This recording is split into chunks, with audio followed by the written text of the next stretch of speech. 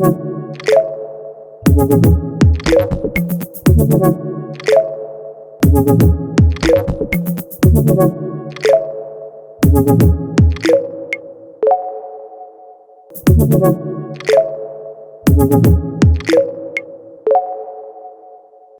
2020 Paris Infra Week is set in an extraordinary environment of the COVID-19 crisis.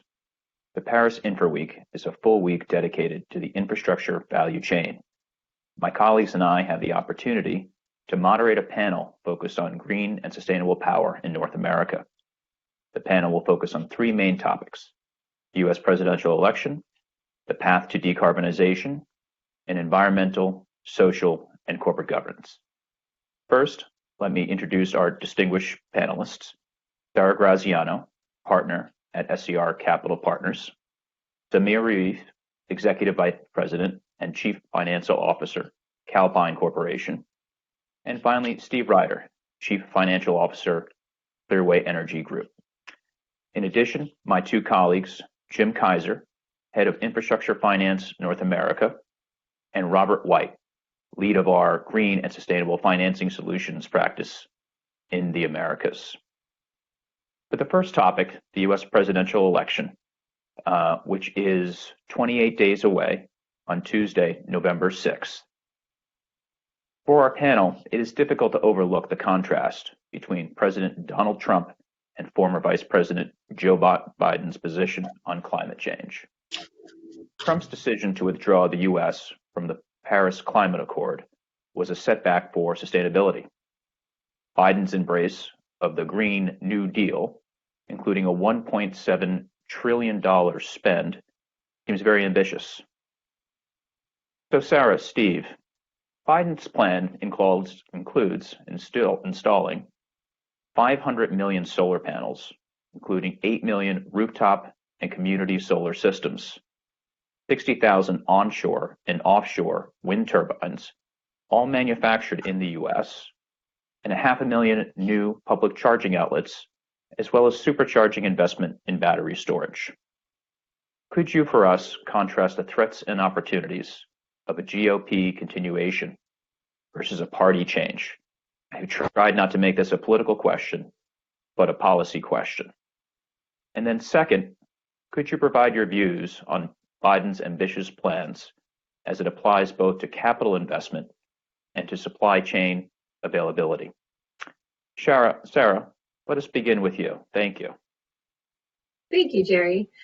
Yeah, so, I'd like to first start by saying that, my firm invests in sustainable, environmental, and renewable infrastructure. And even right now with the Trump presidency, we see a lot of opportunity in that. And we're finding really good investment. And, I think that these green and sustainable technologies have come down the cost curve where in a lot of instances they are competitive with the paradigm that's in place today. We have certain states like New York and California that have pushed forward with, programs of their own in the absence of federal programs to combat climate change. And so we're seeing a lot of opportunity in that. We see opportunity even in states like Texas, where Texas is, one of the leaders in wind power and installing several gigawatts of solar every year going forward, because of economics, not because of subsidies or anything like that. So I think, right now, this is something where we're seeing demand from consumers. We're seeing,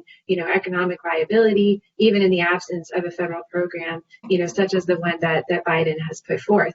I think if we think about, what Biden has proposed, I think first of all, as we all know, it's one thing to propose things in a campaign and another thing to actually enact them when you're in office. And I think a lot of that will depend on what happens in the Senate. Biden has shown that he is good at working to build consensus, across political parties, and he's not afraid to kind of sacrifice the ideology in favor of getting things done. So, I think we will see some momentum on that. I personally hope from a policy perspective that whatever inaction of these programs means that it is economically driven and that we can put a cost, on carbon or a value on decarbonization and, let the specific technology shake out of that without, being too prescriptive on exactly what that needs to look like. Thank you, Sarah. Maybe just a quick follow-up to that. SCR Capital Partners, a new fund. How do you think about your investment, especially as it comes to the supply chain in light of the COVID-19 crisis?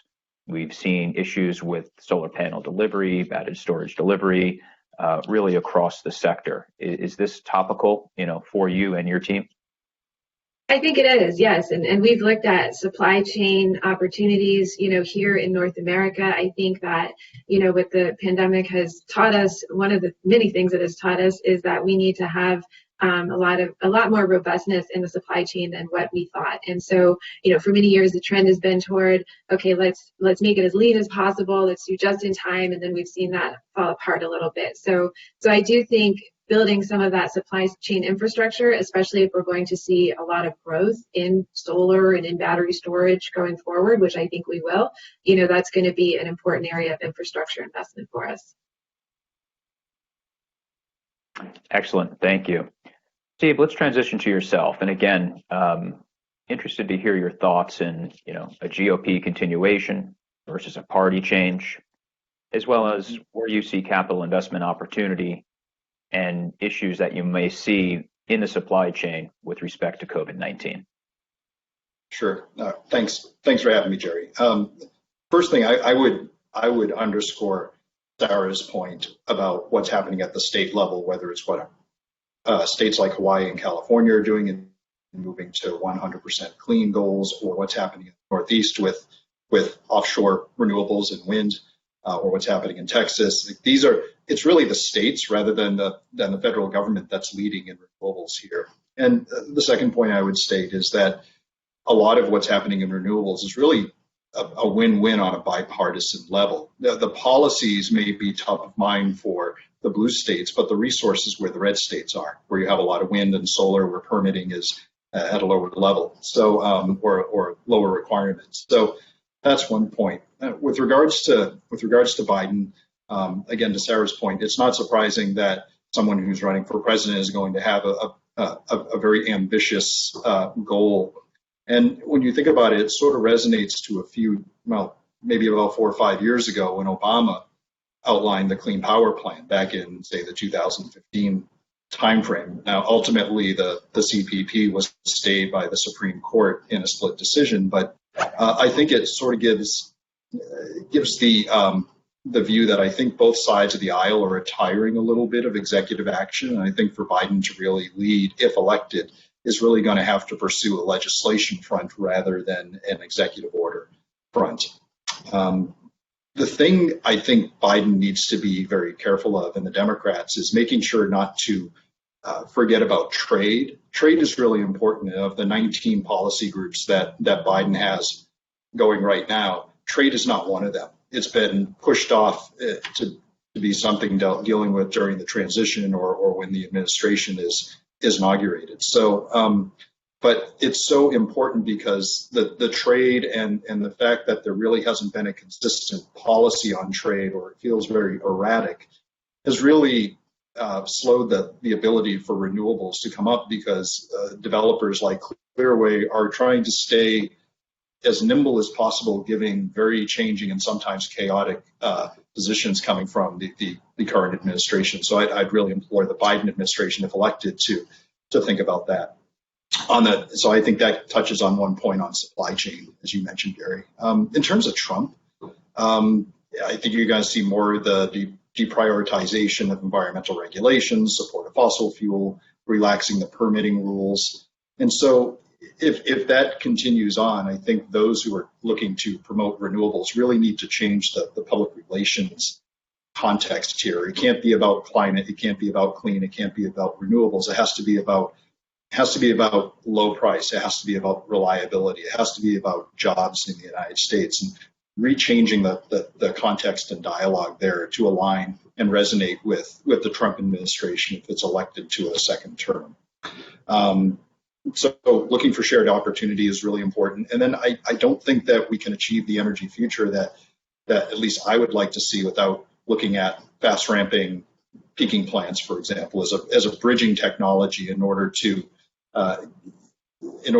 deal with the period of time till we get to a broader storage solution that would be coupled with renewables. And when you refer to fast ramping, what fuel types are you referring to, Steve? How do you envision that? I'm thinking about that as a natural gas technology, as a fast ramping technology. So try to have a heat rate as attractive as possible, but during the times where you see intermittency in a predominantly renewables fueled state, that you would have fast ramping natural gas to supply that. Well, thank you for that, Steve, and that's probably an excellent transition to Zamir. Zamir, again, same questions for you as I had for Sara and Steve. Thank you again, Steve. Maybe a little bit of a twist on the question that I would pose to you is, Biden's plan to decarbonize by 2035 implies driving out coal. This could be a near-term opportunity for natural gas, which is currently 39% of U.S. generation, but long-term, gas could be at risk if not coupled with carbon recapture. So in the context of Calpine's significant gas fleet, I'd be interested to hear your thoughts on Biden's plan and the overall U.S. presidential election. Right. Good morning, good afternoon, whatever time frame people are in. And hi, Gerry, and thanks for this panel. Look, I think good to have aspirational goals. I think Steve made the point very well here about gas having to be around to provide reliability. But look, there's a lot of variables, and of course, Biden has to win first, so that's not a foregone conclusion. And then there's also, look, we yo-yo a lot as a nation, so what one administration does gets unwound by another, et cetera, et cetera. I don't really personally believe that he can achieve what he's wanting to achieve during his time frame with our current technology, but we can still make a lot of progress as a nation. So I'm pretty encouraged by that. I mean, look, the real objective function is to decarbonize the economy, right? Not just the electric grid. So as an example, in California, about 10% of the CO2 emissions is from power plants, and transportation is 40%. In New England, power is 20 and transportation is 48. So I think there's a lot of wood to chop. Other areas that can be much more impactful, potentially cheaper, and actually get to a solution faster. So, I mean, and then you think about decarbonizing the economy, that's going to require sweeping electrification. You've got industrial processes, you've got home and commercial heating, and all this results in an increase in electric load. There was, in fact, a recent study performed by the Energy Futures Initiative, which was founded and led by Secretary Ernest Moniz and E3. And one of the key points that they highlight here is the fact that the gas power sector is actually an enabler to decarbonization. That's a little bit of what Steve was, I think, alluding to earlier when he talked about low heat rate, fast ramping gas.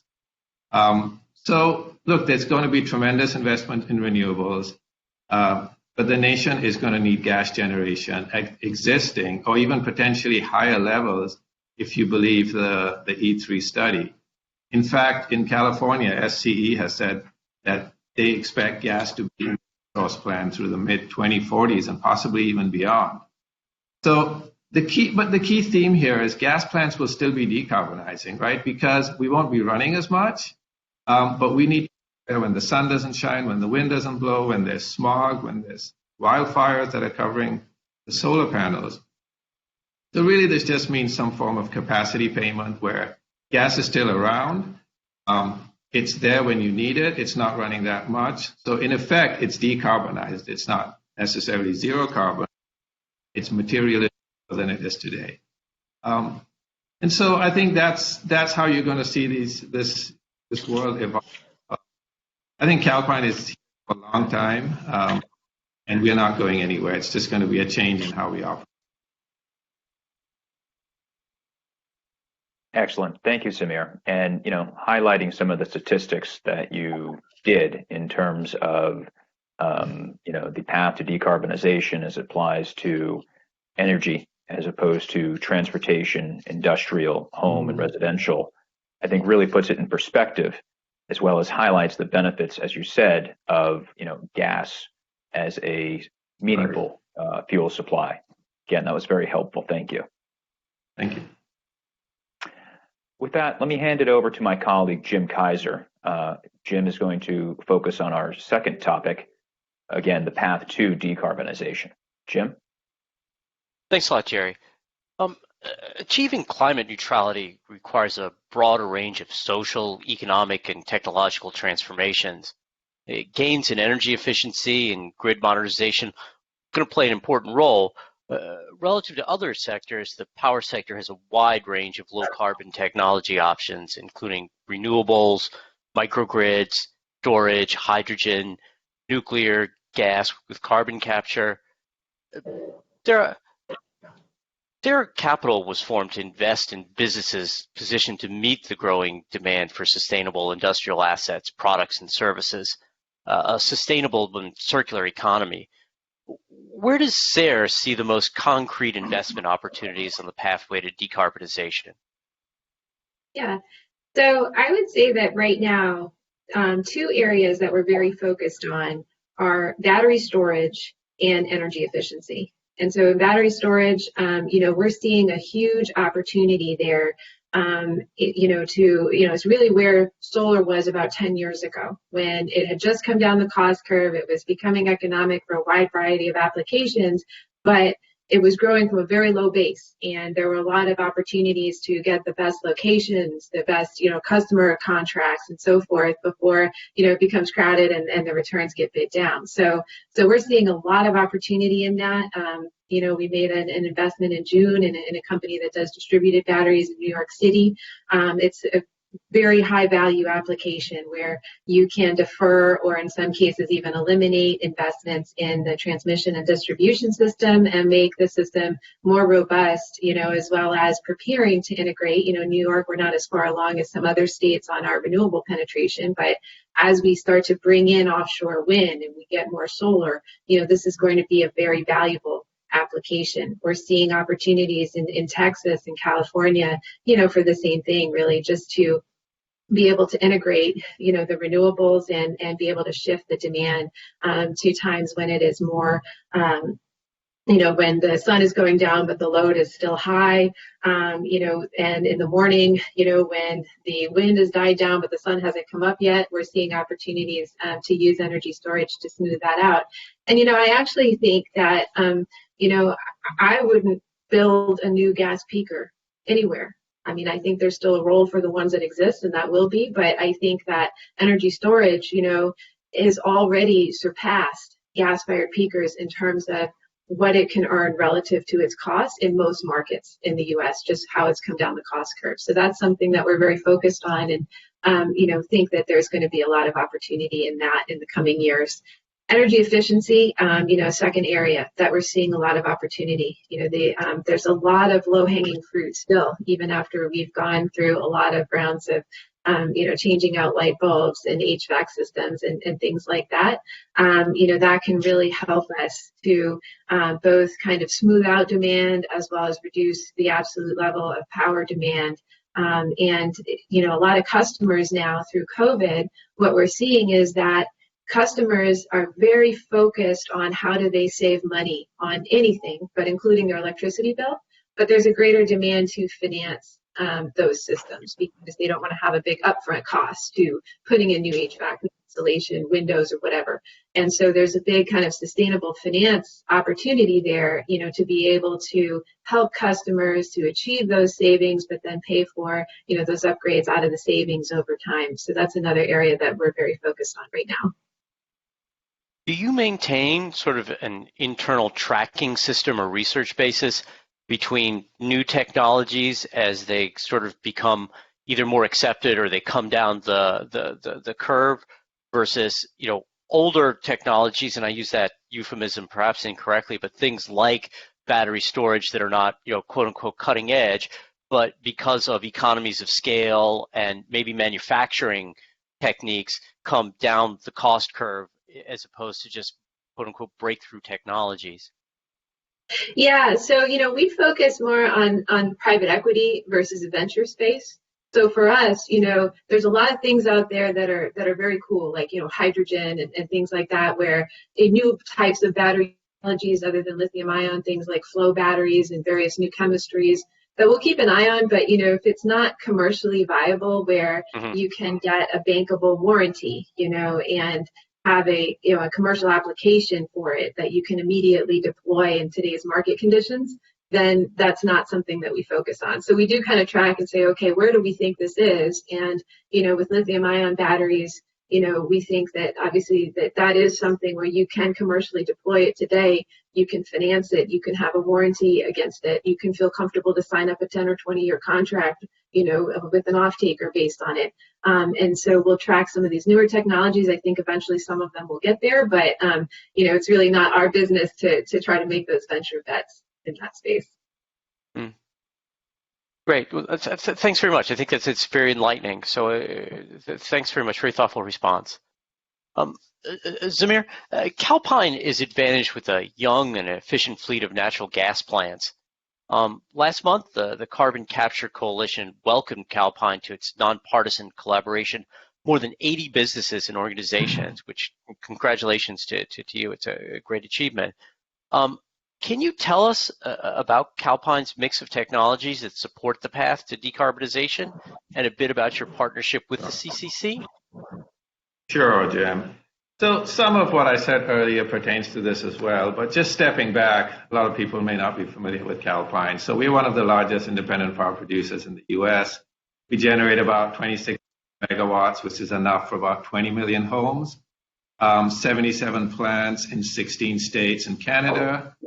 Got retail in about 23 states, including Mexico. But we're really concentrated in three main regions. There's Texas and the East is kind of broad, makes up about 12 states. And each one of those is about a third of our generation. California is about 25%, and then the rest is scattered across other states. So our generation is really, other than the geothermal geysers that we'll talk about later, which is 725 megawatts. It's all modern, it's all clean, it's efficient, geographically diverse, a combination of peakers, baseload. We've got it all. But the key is that these are mainly low heat rate, very efficient machines. A lot of the, we built them ourselves in the early 2000s. So one of the things Calpine has always said, and I think it holds true today too, is that we've always said we're the right fleet in the right place at the right time. That was true 20 years ago. It's true today, and I think it's going to be true for a long time to come. Calpine was actually founded in 1984 under the notion that coal will have to eventually retire and gas will become the fuel of choice. And you see that happening. Now, of course, renewables are in the mix, and that's great. But that doesn't mean gas goes away, right? Coal is slowly dying, although I think it's going to be a while before we actually don't have any coal in the U.S. There's still a lot of generation in the grid. But the way I look at it is gas is really the bridge to the future of decarbonization. And our plants are needed. They're needed more than ever. And we recently saw that in California. I mean, I'll just give you an example. Last summer, when power prices were spiking and the demand was high in Texas, wind happened to be a bad wind day. I think wind was maybe under 2,000 megawatts of wind was available. And we've got over 20,000 megawatts of wind in Texas. So it just shows you that when the sun's not shining, the wind's not blowing, chaos can ensue. And so, batteries will solve some of that, but not all. I mean, you really need batteries that last a lot longer than just 3 to 4 hours to solve the problem. And even then you've got to throw billions of dollars at it. So gas plants will be needed for a long, long time. As far as the coalition, Carbon Capture Coalition, yeah, look, we are very proud to be part of that. And one of the things about Calpine being a clean fleet is we want to be part of the solution, not the problem. So there's over 75 companies in the Carbon Capture Coalition, NGOs and unions. And so it's a good mix of people that really want to do the right thing, but do it the right way.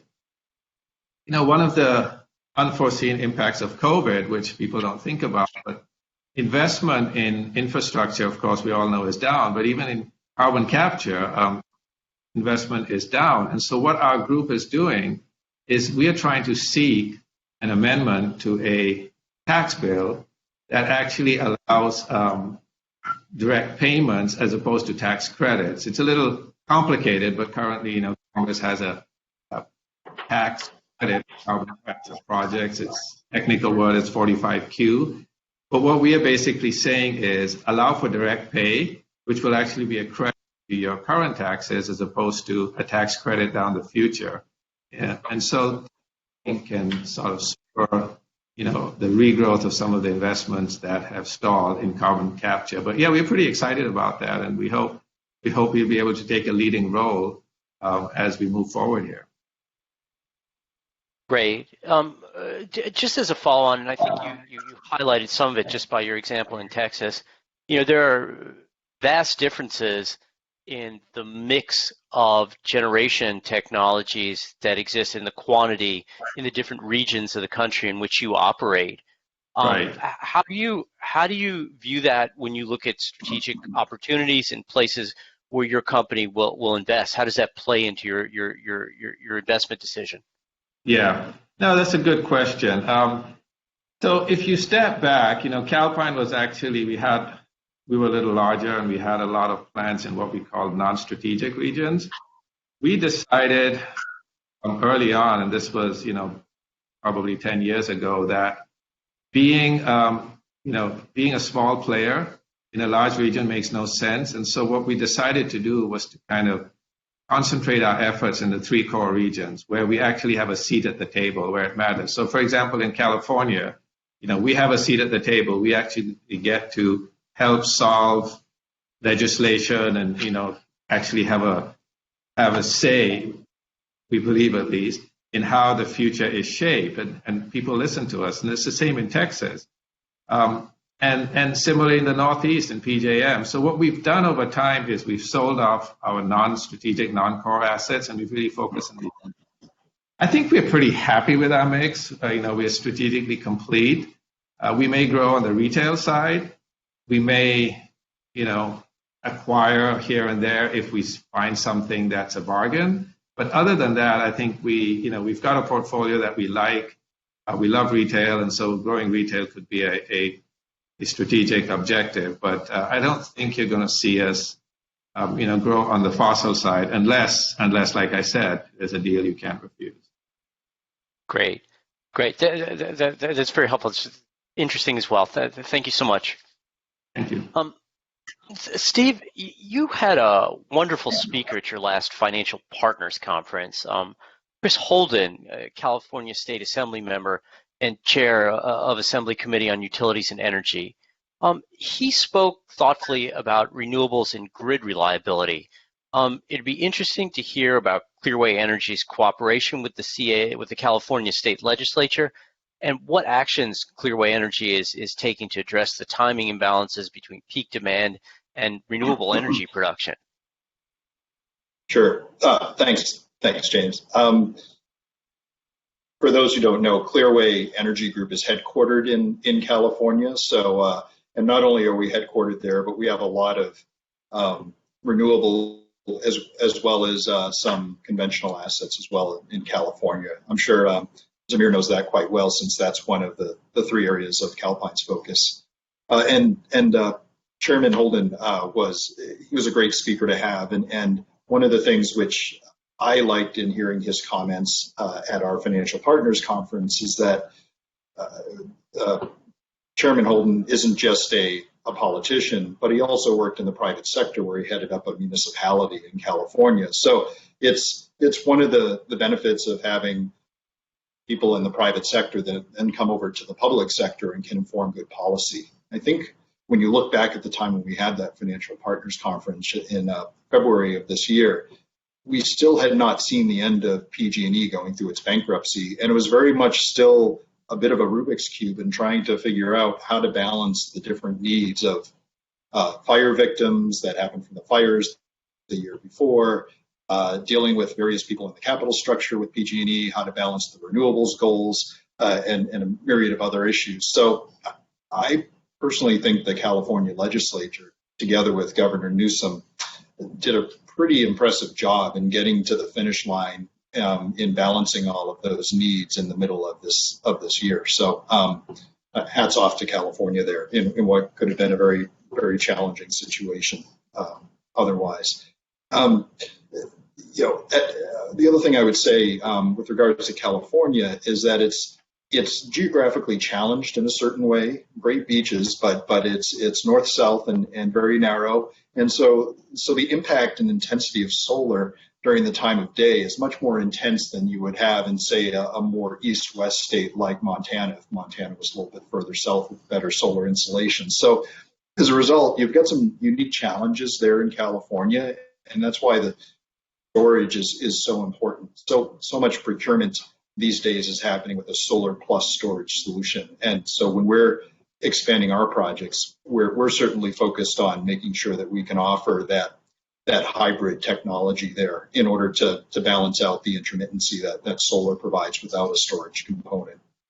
One of the other things that you're seeing in California right now, and that we're staying close to the California legislature on, is we've seen some pretty profound impacts over the recent times. We have over 3 million acres of territory in California that's succumbed to fire. We also have rolling blackouts, particularly in both northern and southern California, and that has resulted in Governor Newsom early September saying, we have a 100% clean policy by 2045, but I don't think that's soon enough. So I think you're going to see some interesting changes going there in California on how to improve and accelerate the move to that 100% clean. I think one area that deserves particular mention in California is how to reform the resource planning process, which really hasn't moved quickly or decisively enough to make sure that you're getting steel in the ground. So there's thousands of megawatts of projects that have storage as solutions there, but you only have several hundred megawatts of storage in the ground today in California. So reform in that area that could be aided in Sacramento would be really helpful. And the last thing I would say is, as California is thinking through its energy policy, I wouldn't be surprised if we saw a return to ISO regionalization. So back a couple of years ago, California ISO was thinking about should it expand to Western states and have a more regional rather than a state-oriented approach as an ISO. But now as you have other Western states that are taking on cleaner, greener policies, I think that may usher in a new period where this regionalization concept for California to those other Western states may take hold. Interesting. You sort of touched on it, but I'm wondering if you feel comfortable saying in any sort of detail. Obviously, what's going on in California now has the concern of the country, and the impacts on the environment of climate change. Has it impacted your business? And you touched on it. I don't know if you want to go into more depth about. I hesitate to use the word opportunity because so many bad things are going on, but obviously solutions that Clearway can provide to help in the future. Mm-hmm. Yeah. Well, if you are living in Los Angeles and living in San Francisco, it is very visceral. You can see the sky literally changing as a result of the fires there. And sometimes those very visceral experiences can really be a motivation for more rapid change, as you saw in Governor Newsom's announcement of we're not moving fast enough on climate change. We really need to accelerate the time frame by which we do this. So I think what we're seeing in California is very tragic, but it's become, in my mind, very much a call to arms, and hopefully that will usher in some of the reforms and acceleration that I think the state would like to achieve. Great. Well, I want to thank all three of you. Very insightful answers, and obviously not just an interesting but a pressing topic for the times in which we live. I want to thank you again, all three, for very well thought out responses and the actions that you're taking, not only to improve your company's performance, but I think altogether making the country and the environment just a better place. With that, Robert White is going to moderate the third and final topic, environmental, social, corporate governance. So, Robert, let me turn it over to you. Thank you, Gerry, and thanks to all of the panelists for being with us today. Just as Gerry said, opening up the topic a little bit broader now onto ESG. And of course, ESG is typically in the past been very E-focused, very environmentally focused. But this year, of course, with the COVID-19 pandemic, it's really honed in and brought the highlight on social issues, which have only been compounded here in the US with the movement for racial justice, and of course the ongoing pressures around workplace safety and diversity as well. So this is building up the momentum that we're seeing around ESG. On the equity side, of course, we recently saw a report from CNBC that the number of sustainability-focused index funds, including their assets, have doubled over the past 3 years to 250 billion. That's about 20% of the basket. And on the sustainable debt side, we saw another strong start of the year this year. We saw sustainable debt for the first half of the year up at around just over 267 billion. So that's 13% up on 2019. But interestingly, of that, the green and sustainable bond component was down. What propped it up was a surge across loans and, of course, across social bonds. Social bonds having their biggest ever year and that momentum continuing. Really bringing home that highlight. And we've seen a real rise on the investment front. But bring it back to the sustainable debt side, Zamir, just starting with you. Calpine Geysers, of course, is one of the nation's leading producers of renewable energy. And you announced in June the successful closing of your $1.1 billion climate bond certified financing of those assets. I'd like to hear a little bit more about your experience certifying the financing, going through the process, and the impact you believe it may have had on investor appetite as well. Sure. I can talk about the Geysers all day. So just a little background. There's 125 megawatts of geothermal located in Northern California, near Napa Valley in the wine country. So beautiful place to visit. Base load runs 24/7 regardless of the sun or wind. It provides about slightly under 10% of the renewable power needs of California. The way I look at it, solar, wind, and long life battery all in one. It's really a fascinating place. It's not one big power plant. It's 13 individual power plants located over 45 square miles. We have 300 steam wells that are interconnected by 80 miles of steam pipeline. The good thing about the Geysers is a lot of the units are oversized. So, for example, if we're doing maintenance on one or two units, or if they're down for some reason, you can actually redirect the steam to some of the other units. And while you may not get, 1 for 1 megawatts, you can definitely get an uptick by running the other turbines a little harder. So it's very flexible that way. It's incredibly flexible. And it's not just clean because it's geothermal, but there's also another environment to it, which is water injection. We take water that would otherwise need to be treated before it could be put back into the waterways, and we inject it into the ground. And we save the neighboring cities millions and millions, tens of millions of dollars in building expensive equipment that would require to take that water out. So all in, really just an environmental mecca is, I guess, the way to look at it. It's just like a tea kettle. You inject water in, steam comes out, and we've been able to keep the generation stable now for there's only 2 like it in the world. The other one is in Italy, and unlike most geothermal that people always think of the negatives, this one actually has superheated steam that you just take out and put straight through the turbine. So there's no processing, there's no brine coming out, there's nothing to clean, no corrosive materials. So it really is one of a kind, which is why I think when we looked at financing it, the green loan angle made so much sense.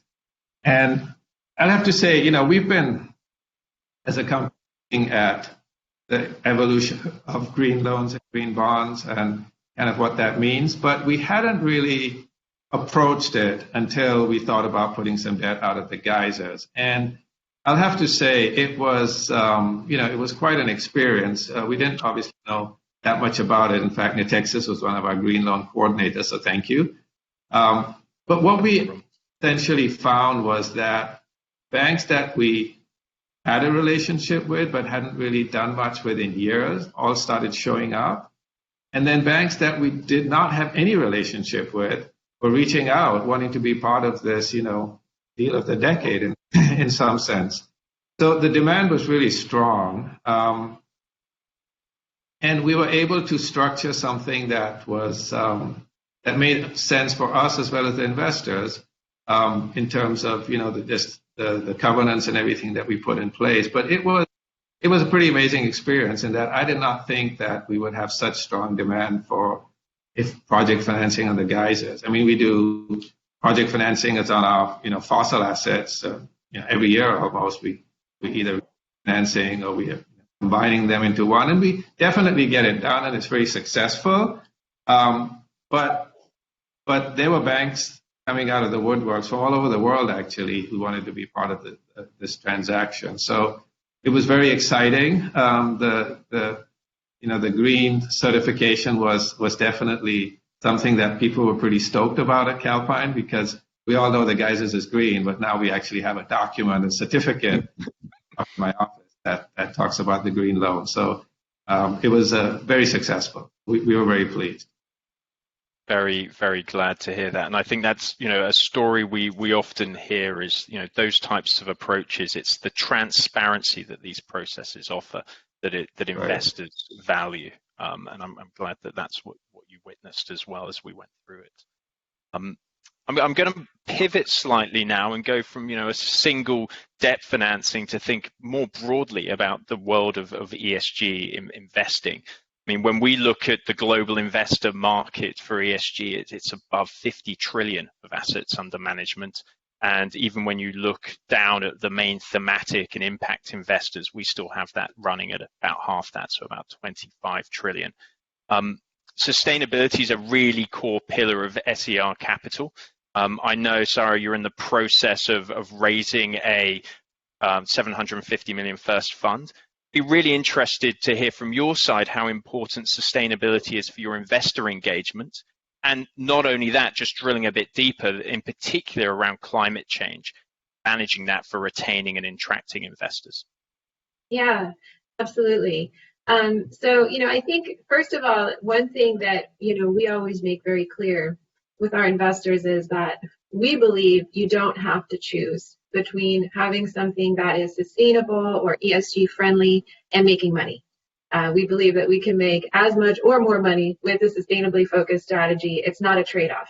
And I think that that's something that's very important, because sometimes you'll hear about, impact and double bottom line and so forth, that makes it seem like there's some type of a trade-off there. And so I think what our investors value is that they can have something that, does adhere to ESG standards and policies, but also, makes money, and you don't have to worry about the, the terminal value impact, of the effect that you're having, on the environment, or the negative externalities getting priced in. You don't have to sit there and worry, is that going to happen in 2030, 2040, 2050? It's like, no, this is really a sustainable solution, that we think will have value, and grow in value over time. So that's very important.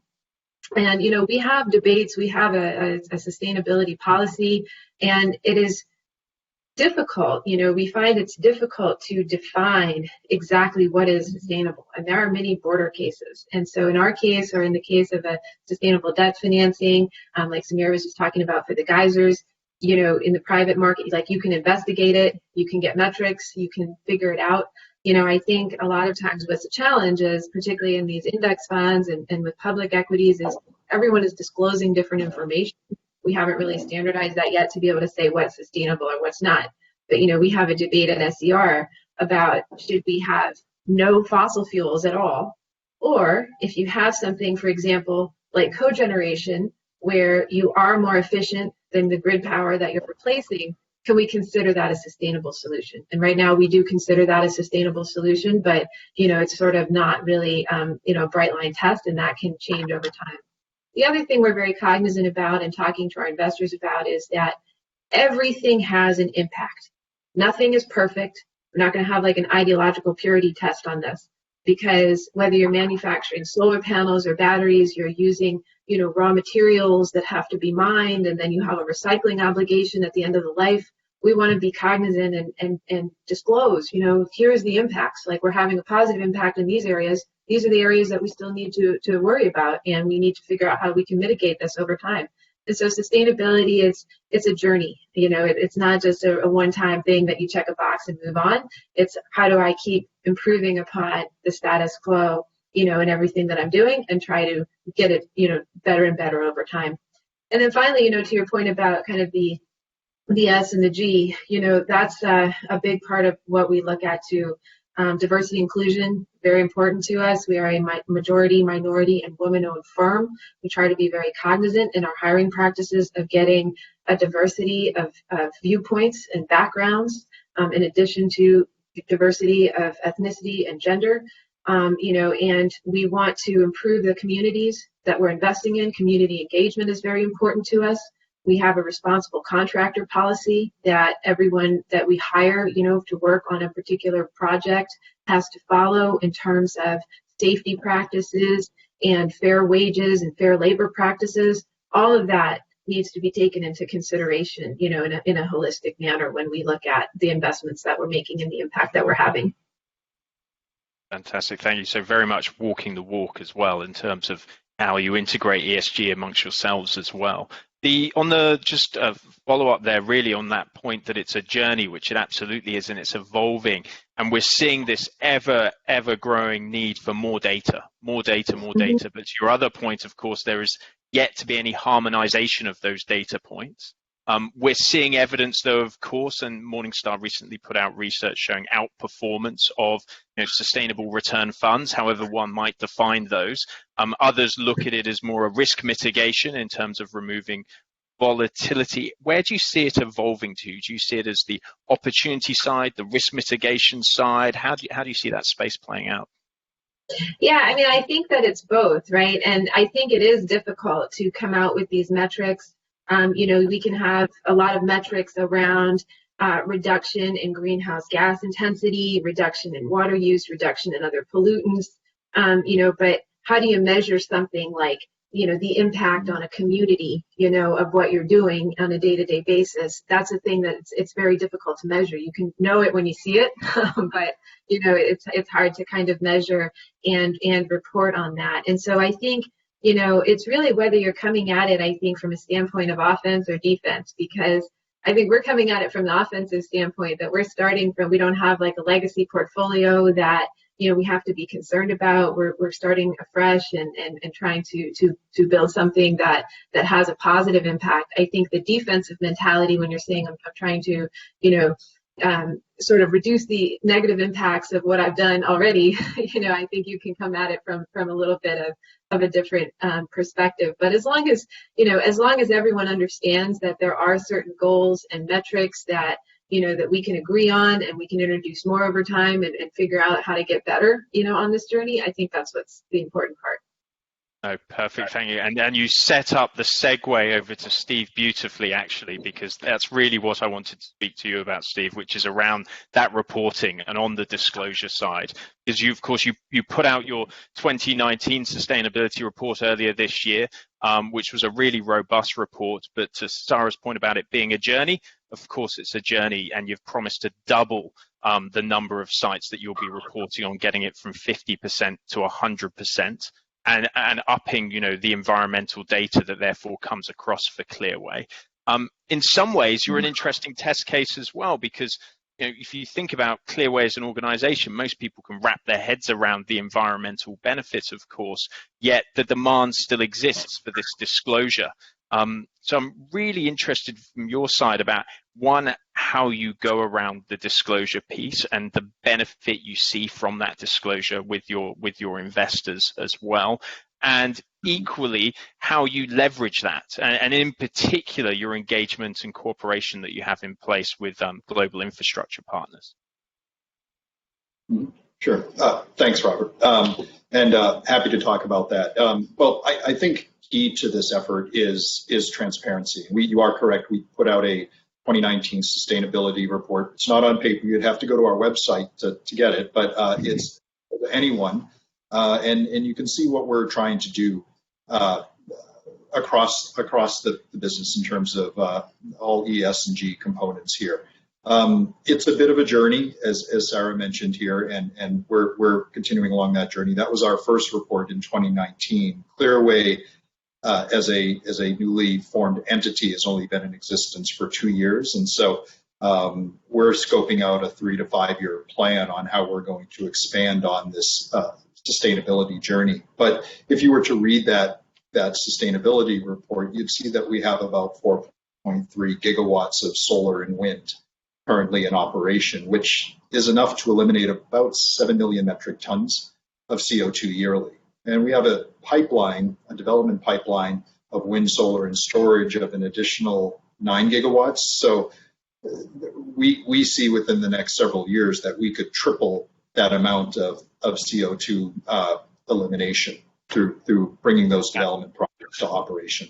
Fantastic. Yeah, in terms of, those are some things in the sustainability report. In terms of how that translates to capital formation, we did succeed in, through our public affiliate, Clearway Energy, Inc., raising about $850 million of green bonds earlier this year. So that was a milestone achievement for the Clearway public affiliate. So we've been very pleased by that. And then in addition to what we're doing on sustainability, we do a lot of project financing, and one of the covenants that we adhere to is subscribing to the Equator principles that were originally formed by the International Finance Corporation. So it's something that we do. It's also something that our key relationship banks want to see as a covenant when they provide capital to us. The last thing I would say, Robert, is the world has changed a lot in procurement. If you went back 5 to 7 years ago, procurement of power from commercial and industrial parties, Fortune 500 companies, was not really top of mind. It was an evolving situation. And now a lot of our procurement is not done by utilities as much as it's done by those commercial and industrial parties. And they just don't want low-cost power, and they don't just want to know that you're going to have good execution to get the plant running on time, but they want to know how are you walking the talk? What is your sustainability plan? And that becomes a greater differentiator now for our business. So if you don't have a thoughtful plan for sustainability, you're really at a commercial disadvantage these days in renewables. Fantastic. Thank you very much for going through that, Steve. And I'd like to thank all our panelists really for having this broader discussion on ESG. So thank you, Sara. Thank you, Zamir. And thank you, Steve. I'll just hand it back to Gerry now for some closing remarks. Thank you.